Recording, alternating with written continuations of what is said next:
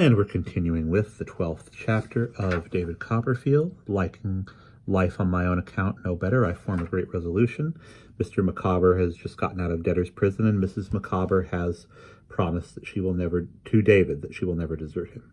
Mr. Micawber was so deeply affected by this proof of her devotion, as to me I was dissolved in tears, that he hung over her in a passionate manner, imploring her to look up and to be calm. But the more he asked Mrs. Micawber to look up, the more she fixed her eyes on nothing, and the more he asked her to compromise herself, the more she wouldn't.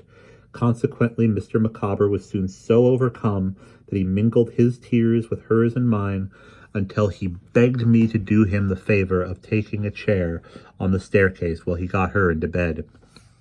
The very next day showed me that Mrs. Micawber had not spoken of their going away without warrant. They took a lodging in the house where I lived for a week, at the expiration of which time they were to start for Plymouth.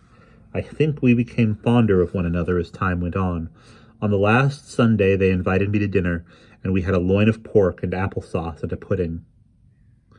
"I shall never, Master Copperfield," said Mrs.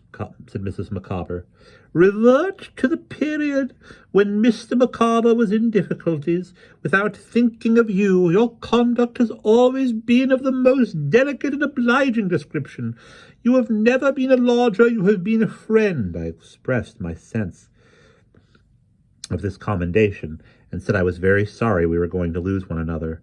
"My dear young friend," said Mr. Micawber, "I am older than you, a man of some experience in life, and of some experience, in short, in difficulties, generally speaking.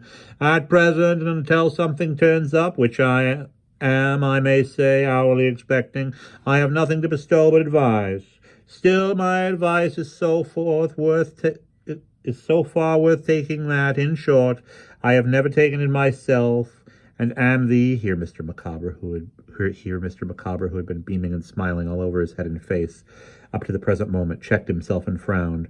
"The miserable wretch you behold." "My dear Micawber," urged his wife. "I say," returned Mr. Micawber, quite forgetting himself and smiling again, "the miserable wretch you behold. My advice is, never to do tomorrow what you can do today. Procrastination is the thief of time. Collar him." "My other piece of advice, Copperfield," said Mr. Micawber. "You know, annual income, £20, annual expenditure, 19.19.6, result happiness. Annual income, £20, annual expenditure, £20.06, result misery. The blossom is blighted, the leaf is withered, the god of days goes down upon the dreary scene, and, in short, you are forever flawed, as I am." To make his example the more impressive, Mr. Micawber drank a glass of punch with an air of great enjoyment and satisfaction, and whistled the college hornpipe. Next morning I met the whole family at the coach office, and saw them, with a desolate heart, take their places outside at the back. I think, as Mrs. Micawber sat at the back of the coach with the children, and I stood in the road looking wistfully at them, a mist cleared from her eyes, and she saw what a little creature I really was. I think so, because she beckoned me to climb up, with quite a new and motherly expression on her face, and put her arm round my neck, and gave me such a kiss as she might have given to her own boy. I had barely time to get down again before the coach started, and I could hardly see the family for the handkerchiefs they waved. It was gone in a minute. I went to begin my weary day at Murdstone and Grinby's, but with no intention of passing many more weary days there. No, I had resolved to run away, to go by some means or other down into the country, to the only relation I had in the world, and tell my story to my aunt, Miss Betsy. I don't know how this desperate idea came into my brain, but once there, it remained there, and hardened into a purpose then, which I have never entertained a more determined purpose in my life. I am far from sure that I believed there was anything hopeful in it, but my mind was thoroughly made up that it must be carried into execution. As I did not even know where Miss Betsy lived, I wrote a long letter to Peggotty, and asked her incidentally if she remembered pretending that I had heard of such a lady living at a certain place. I named at random, and had a curiosity to know if it were the same. In the course of that letter I told Peggotty that I had a particular occasion for half a guinea, and that if she could lend me that sum until I could repay it, I should be very much obliged to her, and would tell her afterward what I wanted it for. Peggotty's answer soon arrived, and was, as usual, full of affectionate devotion. She enclosed the half-guinea and told me that Miss Betsy lived near Dover, but whether at Dover itself, or High Sandgate, or Folkestone, she could not say. One of our men, however, informing me that they were all close together, I resolved to set out at the end of that week. Being a very honest little creature, and unwilling to disgrace the memory I was going to leave behind me at Murdstone and Grinby's, I considered myself bound to remain until Saturday night. And, as I had been paid a week's wages in advance when I first came there, not to present myself in the counting-house at the usual hour to receive my stipend.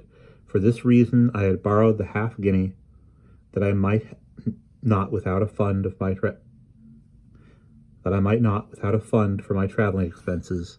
Accordingly, when the Saturday night came, I shook Mick Walker by the hand, asked him, when it came his turn to be paid, to say to Mr. Quinion that I had gone to move my box to Tips, and bidding a good night to Mealy Potatoes, ran away. My box was at my old lodging over the water, and I had written a direction for it on the back of one of our address cards that we nailed to the casks. Master David, to be left till called for at the coach office, Dover. This I had in my pocket, ready to put on the box, after I should have got it out of the house, and as I went toward my lodging, I looked about me for someone who would help me carry it to the booking office. There was a long-legged young man with a very little empty donkey cart, whose eye I caught as I was going by, and who, addressing me as "Sixpenn'orth of bad happence," hoped I should know him again to swear to in illusion.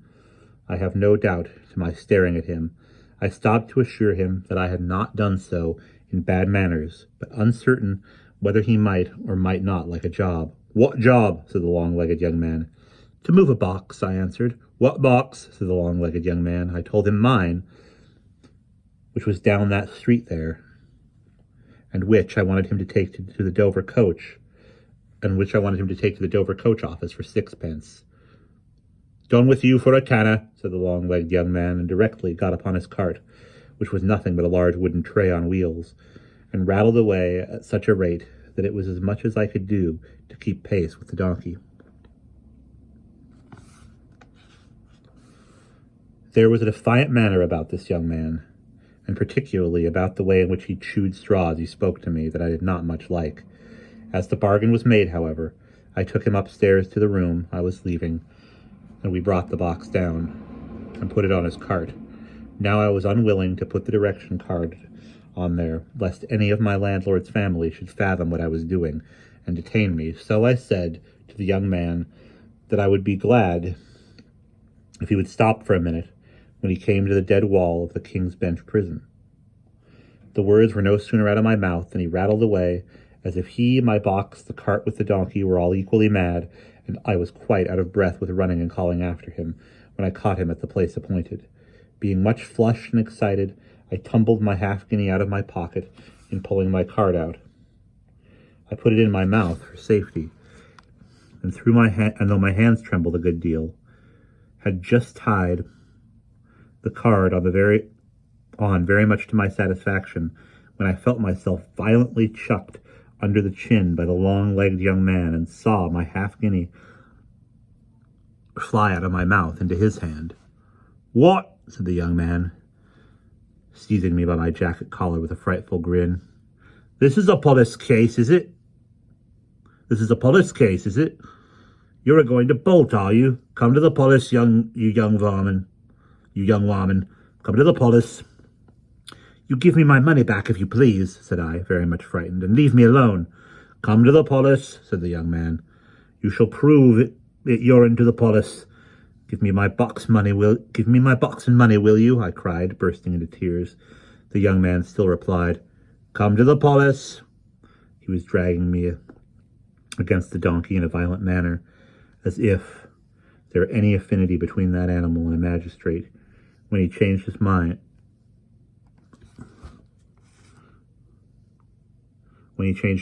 Jumped into the cart, sat upon my box, and exclaiming that he would drive to the polished straight,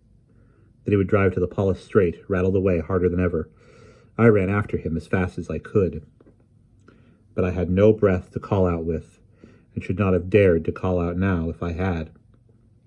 I narrowly escaped being run over 20 times at least in a half-mile.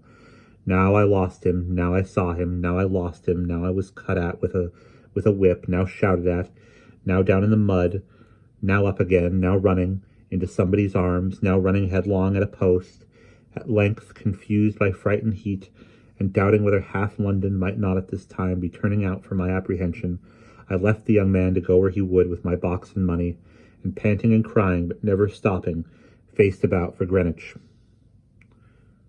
which I had understood was on the Dover road, taking very little more out of the world toward the retreat of my aunt, Miss Betsy, than I had brought into it on the night when my arrival gave her so much umbrage.